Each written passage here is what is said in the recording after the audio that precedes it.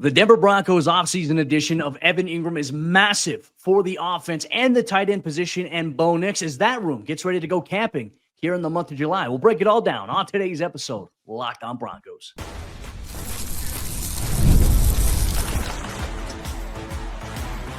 You are Locked On Broncos, your daily Denver Broncos podcast. Part of the Locked On Podcast Network, your team every day. Broncos Country, what's happening? Welcome into another episode of Locked On Broncos, your daily Denver Broncos podcast, part of the Locked On Podcast Network, your team every day. Thank you so much to all the everydayers out there in Broncos Country. Thank you for tuning in and making us your first listen, however you choose to do so. And if you're not yet an everydayer, become one. It's simple. Hit that subscribe or that follow button wherever you get your podcast or on YouTube so you never miss out on all your Broncos news, content, coverage, analysis, and more every single day, all year long. This is the place to be. I'm Cody Roark, Broncos reporter for Mile High Sports. And I'm Sayre Bedinger, site expert at predominantlyorange.com. Our training camp position preview continues here today as we focus on the tight end position here. We'll go through why Evan Engram is probably the most important offseason addition here for Bo Nix and this Broncos offense at a position of need. We'll highlight what his addition means for this team and what the room looks like behind him. Plus, on top of that, could this tight end group become a Swiss Army knife approach? Could it have a multifaceted approach with guys who can catch and pass block relatively well? And on top of that, we'll talk about the Broncos' potential 7th-round draft steal and his development, Caleb Lohner, and what type of impact he could have for the Broncos as a rookie. We'll go through all that here on today's episode of the show. Sayre, I love doing these training camp previews just because it gives us a chance before the action, before the chaos, before everyone watches every rep of practice. We could talk about maybe some of these superlatives surrounding these guys here beforehand and give a little bit of a preview or maybe even a prediction as to how things will go, what these guys in this room will mean. Evan Engram, Sayre, you can make the argument, outside of the Broncos additions on defense, you can make the argument that Evan Engram is probably the most important offseason addition here for Bo Nix, Sean Payton, and this Broncos offense specifically. Yeah, it's a huge addition, Cody. It's something that I think that everybody went into the offseason, we were debating, is running back the bigger need or is tight end the bigger need? Ultimately, didn't really matter because I think you had to make major changes at both, but the Broncos ultimately brought in the most experienced and prolific player at tight end. That this is the biggest upgrade they've made to the offense in terms of a veteran player coming in. Maybe since Sean Payton came aboard, Cody. I know we've had offensive linemen come in, but skill guys, this is certainly up there. And Evan Engram is a proven player. There's been a lot of debate and discussion about how good this guy actually is. You've mentioned this before. We've mentioned this before on the show. Nearly set the NFL record for receptions in a season by a tight end just 2 years ago with Jacksonville when he had 114 catches.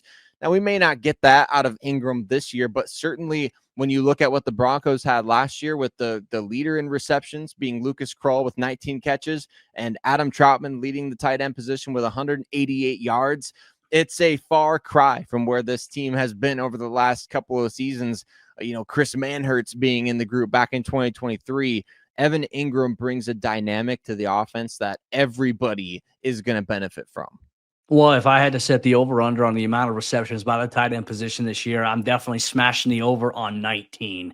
I think Evan Engram will have anywhere between 65 to 80, I think, catches this season, which would be good because if you factor in the Broncos' production this past year at tight end, could you imagine if they had someone who's just athletic enough to make plays, be a red zone threat, but have 80 catches, right? And I think with defenses, how they're playing this offense and how they're playing against Cortland Sutton, trying to protect against Marvin Mims, you know how many opportunities are going to be there for Bo Nix to just throw it short here to Evan Engram, and then he can have the ability to do yards after the catch, especially if he isolates against an inside linebacker.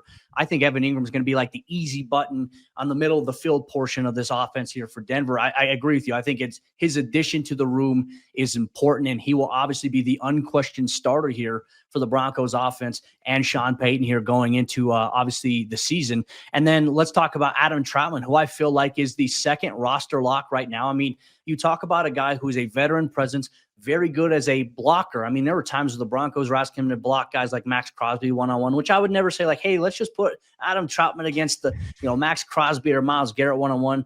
But he's a guy who can hold his own in a double team chip situation there, right? He's consistent with that.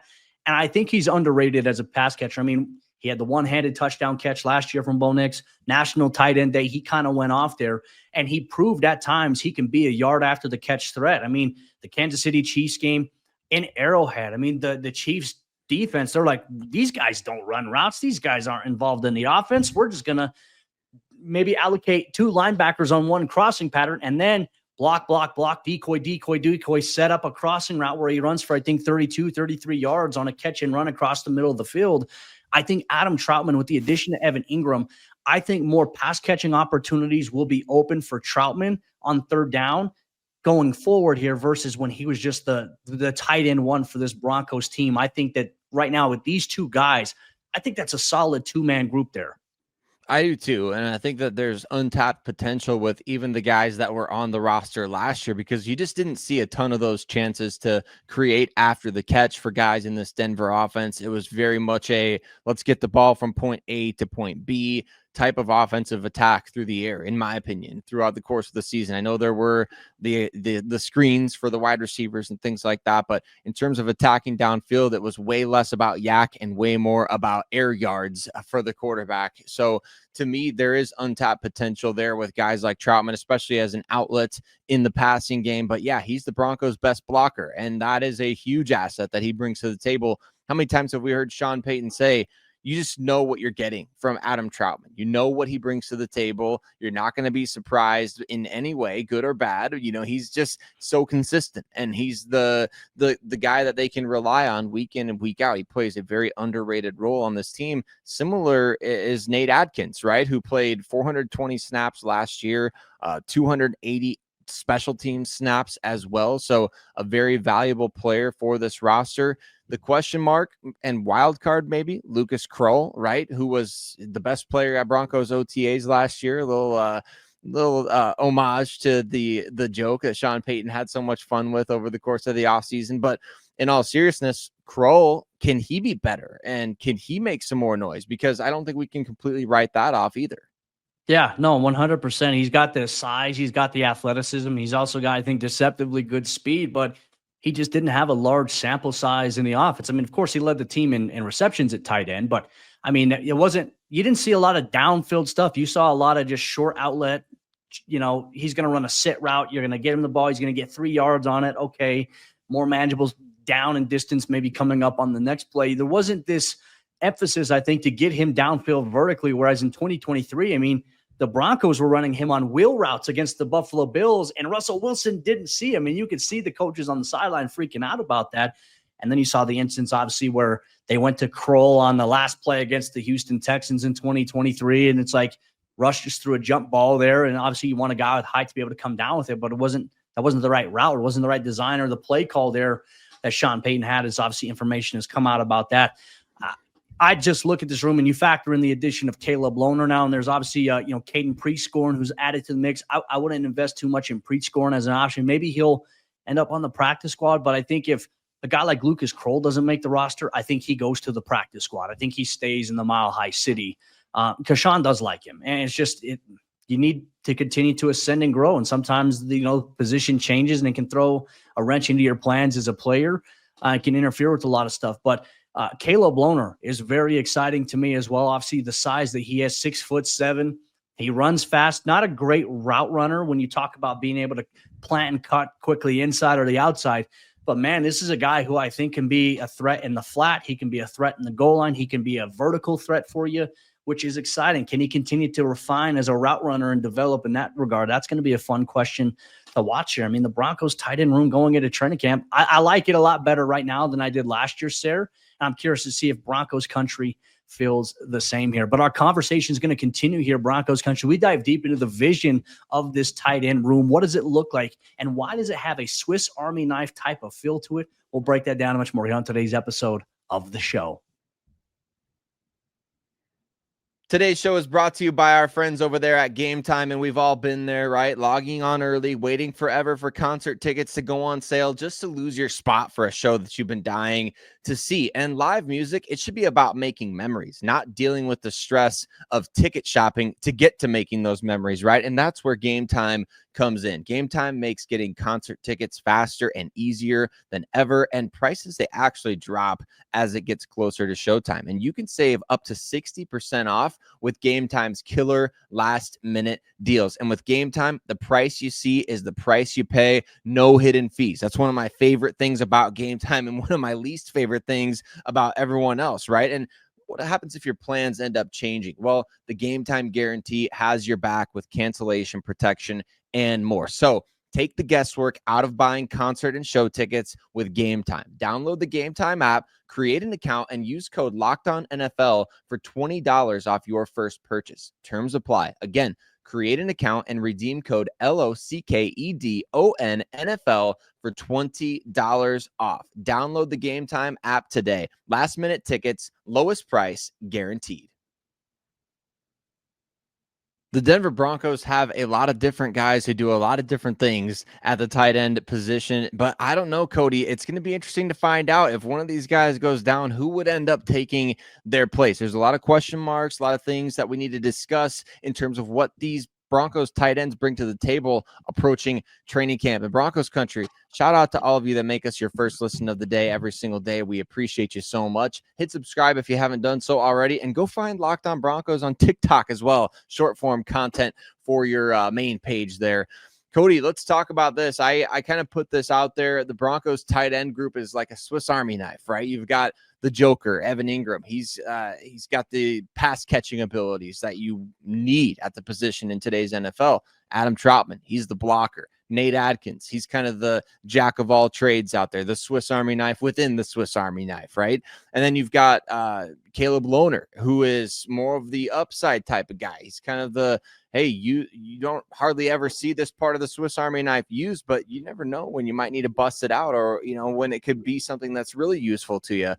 I just think, you know, as crude as the analogy might be, it just feels like these guys all do different things well. And I don't necessarily know that that's always going to be a good thing, because say Evan Engram goes down, what the heck do the Broncos do? Yeah, that's a great question. And it really makes you wonder, how did the Broncos envision this tight end room playing out? You know, I still think that there could be a chance that as the preseason winds on, you get to final roster cuts. I would not be shocked if the Broncos look to the waiver wire, or they look at other guys who have gotten cut around the league at roster cut time, just to maybe see where things are at. And I'm sure Denver's going to pay attention in joint practices to whoever the San Francisco 49ers have at several positions they may be eyeing to see if there's an upgrade or a potential guy that they could snag after roster cuts. The Arizona Cardinals, we'll see how things factor in the equation there. But I mean, you make a great point. Like, if Evan Engram does go down, I mean, Sayre, you look at it right now, it doesn't seem like there's a guy in this roster that can plug in and do what Evan is going to be asked to do here from a pass catching standpoint at that position. Evan Engram is a great route runner for a guy who plays inline, offset, in the slot, on the outside. This is a guy who I watched in OTAs in the offseason program saying, okay, this guy is going to add a nice little wrinkle here to this offense, because he's more elusive at tight end than anybody the Broncos have had in quite some time. I'd say arguably since Noah Fant. So that's going to be an interesting development to watch here. Does Denver end up adding a guy to this mix? Or are they saying, hey, if Ingram goes down, all right, we're just going to go back to what we did last year and just say, Adam, you're the number one guy. You're going to primarily block. We'll release you on a few routes from time to time, and we'll bring back Nate Adkins. So, you know, stuff that they have done that has worked. But Sayre, if that is the goal, you have to understand, if Evan Engram goes down, your production at tight end is going to be just as bad, if not worse, as last year, because then teams aren't going to respect that element of the field anymore. Now, that's up for guys like Troutman, Adkins, Kroll, and Caleb Lohner to come in and say, hey, no, we're going to challenge that narrative. But I mean, on paper right now, it doesn't seem like the Broncos have any kind of option B in the event Ingram does suffer an injury. And I think the same is true of Adam Troutman, right? Who's the guy that can go out there and do what he does for the offense? I maybe Nate Adkins can more so than I assume, but to me, Troutman is clearly the best blocking tight end that you have. And I think that he brings that kind of all around value as being able to play in line, whereas Nate Adkins is more of the guy who moves around the offensive formation quite a bit. And what we haven't even really touched on is the fact that maybe he plays a little bit more of that fullback position as well this season. So I don't know. Like if any of those top two guys goes down, I don't see as the Broncos have a clear solution to, all right, just plug this guy in because he can be I mean, I think Evan would have to do stuff that he's not necessarily always comfortable with if Troutman goes down and vice versa. And Adkins would not be able to be used to his fullest capacity should he need to step in for Troutman. So it's one of those things to where you've got all these little pieces on a chessboard that all do different things. They can only move certain ways, right? It just feels like that's kind of what the Broncos tight end group is right now. I feel like the Broncos tight end group would be in a better situation. Like if Evan Ingram's healthy and let's say Adam Troutman suffered an injury, missed time, I feel more confident in whoever steps in for Troutman than I do anybody's filling in right now for Evan Engram. Though I will say, a name to keep an eye on here. I think Caleb Lohner, the rookie, yes, he doesn't have a lot of football to his repertoire in terms of overall snaps played. But the thing that I've noticed from him, and I'm curious to see if this translates when the pads comes on, it seemed like there was an emphasis by the Broncos. They'd get him involved in the passing game, but primarily, I think they were trying to get him more reps in the blocking department, where I like some of the schemes that they're drawing up with him as a blocker specifically that I can't necessarily share. But I'll say, if he does it well with pads on the way I saw him do it in the offseason program, I'm going to be excited. I think that would be Denver would have a plug-and-play guy there that could do that job that Sean Payton is asking for because he's got a good base to him.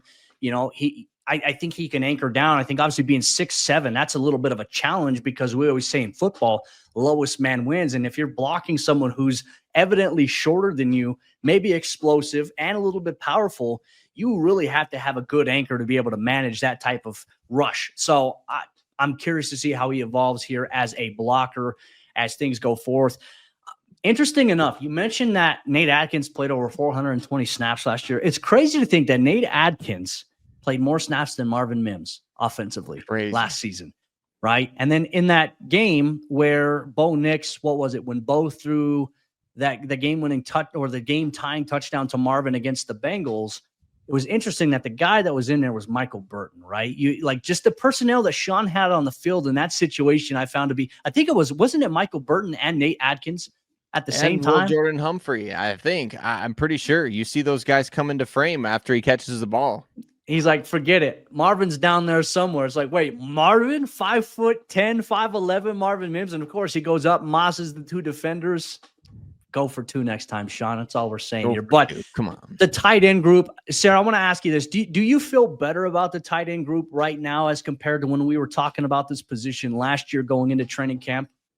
Yeah, 100%. I think with Evan Engram in the mix, even with his injury history and the concerns you may have about that, you have to, at this point, you have to be excited about what he potentially brings to the table. And the addition of Caleb Lohner as well. I know that feels like a down the road sort of thing, but maybe, like you said, maybe he does get more chances than we assume. And then also like Lucas Krull taking that next step, maybe something happens with Ingram being out there at practice. They're drawing up certain plays that all of a sudden now Krull becomes unlocked because there's different things the offense is doing that he does well that he can actually step into, as opposed to, all right, we're just trying to utilize this guy's athleticism. That's where I think so much of our discussion about offensive personnel is dependent upon Sean Payton and his staff getting these guys equipped to do what they do best, because we saw them.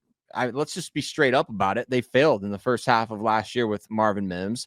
I think that a lot of last year was a failure with Troy Franklin. I think that we did not see Devon Vele maximize. We did not see Lucas Krull get the opportunities after the catch that he should have.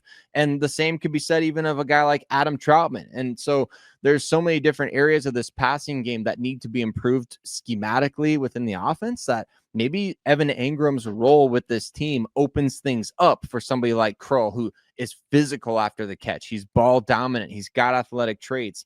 So maybe writing him off is even premature. But if he steps up, if Krull steps up and does anything in the preseason, in training camp that excites us, man, that adds a wrinkle to this position group that I think nobody's really seeing coming at this point. We'll see if it all plays out that way. That would be an exciting development here for this offense, and specifically for a tight end room that really lacked the production and excitement level that I think usually you look at across the NFL. You're like, at least other teams, even bad offenses, are getting more production out of tight end than Denver is. So we'll see if that trend changes here in 2025 here. But we're going to get into the biggest questions surrounding the Broncos tight end room going into 2025, including why Caleb Lohner isn't a simple draft and stash guy and why he may have a bigger impact than most think here on today's episode, Locked On Broncos.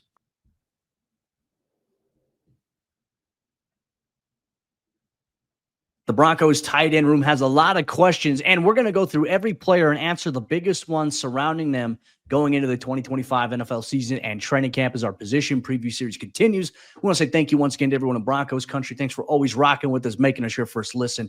We appreciate you so much. We'll have you covered every step of the way through training camp and throughout the entire regular season. We got you covered here. Continue our conversation. You're getting to our biggest questions of this room here. Let's start off with Evan Engram.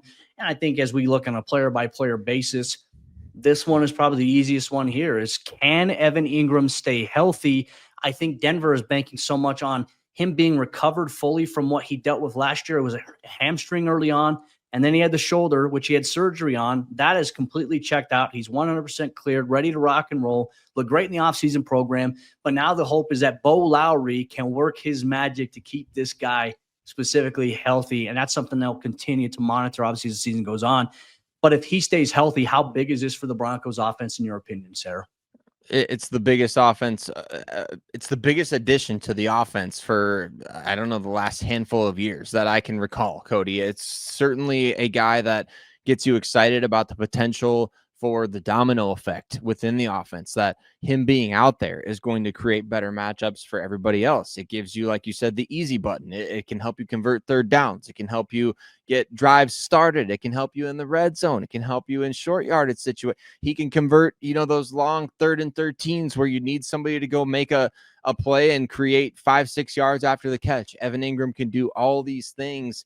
And I just feel like he's grown so much as a pro since coming out of Ole Miss, where the narrative about him was Evan Engram's just a glorified wide receiver, right? He's just this big, little did people know at the time when they're calling him a glorified wide receiver, that the role that he would play in the NFL would be something the entire league kind of adapted to over time, that players like him who, yeah, you may not have a middle bar down your face mask and be just smacking people in the mouth as a blocker, but man, what you can do in the passing game as the league has evolved, Evan is great at that. And he has strong hands and he can do everything well at the catch point, after the catch. So, Cody, I think that I just don't know that everybody in Broncos country has been able to fully appreciate how big this move is until we get to see him out there on the field. Now we're going to see him here very shortly as the Broncos kick off training camp July 22nd. Veterans report, and obviously Sayre will have you covered. I'll be on my honeymoon, but Broncos country, I'll be back July 31st for training camp here. Sayre's going to have you covered every step of the way, including a daily Evan Engram outlook, I'm sure will come your way here on Locked On Broncos. Let's get to the next guy here in terms of, I think we've kind of talked about it a little bit. What is the contingency plan in the event Evan Engram goes down? I think we've highlighted that a little bit with maybe the Broncos go back to what they did last year with Adkins and Troutman as those primary guys. Can Caleb Lohner throw his name to the mix? Is there another guy the Broncos can add here? But I really want to focus here on Caleb Lohner because there is this line of thought. I think when you look at the Broncos fans and player development, knowing that in mind, like that's an emphasis for this team. A lot of people believe that Caleb Lohner is just a draft and stash type of player here for Sean Payton. He's not going to necessarily be on the 53-man roster just to take up a spot. Like player development will be important. But I think from what I've seen early on, I would be shocked if Lohner doesn't have a role in the offense in the rotation at tight end this upcoming season. I think that's going to be fascinating to see, especially because we know, too, that he can get up there and maybe block some kicks. I mean, the Broncos have other uses for him besides just, can you play tight end? Can you go out there and block? Can you maximize the targets that we give you? He can play some special teams. So I think that's an interesting wrinkle. I think at a minimum, he's going to be on the roster, and we might have to see him pop up on the weekly inactives, Cody, because I think the Broncos have decided when they drafted him, instead of trying to go recruit him as an undrafted free agent, by drafting him, they essentially said, like, we're not letting other teams get this guy. We're going to develop him. There's been way too much talk about Jimmy Graham out of Sean Payton's mouth, no less, for Caleb Lohner to be a cut after the preseason. I think the Broncos are going to live with whatever results they get this offseason and in the preseason and joint practices, and he's going to be on the team. So anybody that's out there that likes to make hypothetical 53-man rosters, I think if Caleb Lohner is not on your 53-man roster, I think that you're going to be wrong, because he is going to be on this team. The Broncos are going to see this one through for at least a year or two. And I'm excited about that, Cody. I think that he has intriguing upside to where a lot of 7th-round picks, you're just kind of throwing darts at a board in the dark anyway. You might as well go after a guy that has big-time upside like Caleb Lohner. Well, the Broncos have had some success with some of their 7th-round picks over time. Jonathan Cooper being one. I think last year, Devon Bailey. I'm trying to think of another 7th-rounder. Forsyth, yeah. Forsyth stepped in, and I thought the run game was better when Forsyth stepped in. So there is a trend there of Denver hitting on their 7th-round picks and those guys having an impact. Forsyth wasn't necessarily at the beginning of the year. It was, hey, there's an injury to Luke. Now you got to step in and get some snaps here. And he proved to be valuable on offense. And of course, Forsyth is, people are going to, remember the block against Kansas City and the special teams aspect. And I think that'll be, people are always going to hold that negative mark against him. And yeah, it's rough, but Forsyth is a great guy, hard worker inside that locker room. That team's got his back. And I think the Broncos country should definitely move on from that. Because I think when you watch him offensively, when he stepped in for Wattenberg, I loved how he played. I think he was one of those guys, Sayre, you and I were saying, hey, we're going to give a shout out here to Alex Forsyth, what he was able to do, because he's protecting on the interior. You're not getting pressure inside that A gap, and the run game on the inside run game, it's opening up a little bit. Now, I just think that's where Forsyth, he understands how to attack leverages and angles to seal blockers off. Whereas I think Wattenberg is more of that power style of blocker, the more physical strength guy. Forsyth, once again there, and Caleb Lohner maybe have that impact as a 7th-rounder. If he's playing special teams, Sayre, and let's say, maybe he catches 15, 20 passes this year, I'd say that's a huge success in terms of how you're using him. And let's say out of those maybe 15 or 20 catches, he has 2 touchdowns. I think that's a massive success for a 7th-round pick here for Denver when you factor in who's ahead of him on the depth chart and how that's going to go. But can he also help the Broncos in the run blocking game? Can he spring some guys open? I think when Denver wants to go with their heavy 13 personnel and they want guys to block to open up the run game, I would almost bet money that you're going to see Adam Troutman, Caleb Lohner on the field in this role, and maybe even Nate Atkins. Maybe those would be the 3 tight ends when they go 13. And I think that's just going to open things up here for Denver in that run game with J.K. Dobbins, with R.J. Harvey, whoever else is in the mix. I think that the tight end position will be drastically improved this upcoming season from a production standpoint than what they've had in the last handful of years. I'll make the bold prediction saying since they had Noah Fant at tight end, which really Noah was the last productive tight end that Denver's had on this roster. I know even Broncos country in the offseason was saying, hey, can they maybe welcome him back? Could they trade for him for Seattle? You never, ever know in the NFL. We'll see how things pan out here. But Broncos country, I want to say thank you so much for rocking with us here on today's episode of the show as we continue to go through our training camp position preview series. We've looked at the tight end position here. Tomorrow's episode, we're going to take a look at the outside linebacker room and why the Broncos have added to a strength of their team and why this room has an unquestioned 5 group of guys that'll be on the 53-man roster. We'll talk about that more on tomorrow's episode, Locked On Broncos.